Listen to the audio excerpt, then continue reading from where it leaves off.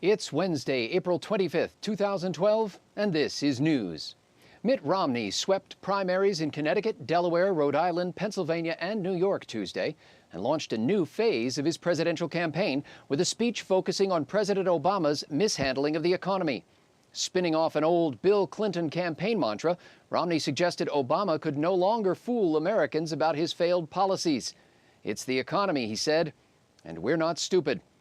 A White House spokesman said Romney's claim that Americans aren't stupid is just more evidence that the wealthy Republican is out of touch.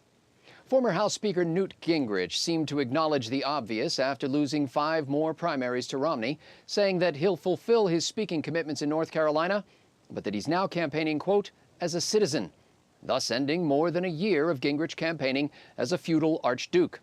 The former Georgia congressman continues to travel with a Secret Service detail that cost taxpayers an estimated $40,000 a day, not including gratuities for prostitutes. Meanwhile, Ron Paul said his crushing defeats in 5 more states have kept him on top of the race to spend more money per vote than any GOP candidate in history. Paul said he's staying in the race until the convention as a way to set an example of fiscal responsibility for his party. Former UN Secretary General Kofi Annan says 11 UN monitors now stationed in Syria are having a positive effect, but the regime of Bashar Assad continues to violate terms of a deal to end the brutal crackdown on democracy protesters. Meanwhile, French Foreign Minister Alain Juppé said the UN should prepare for military action if Syria fails to comply by May 5th. A spokesman for the Assad regime said Syria has already taken precautions against a French-led attack by blocking all of the country's exits.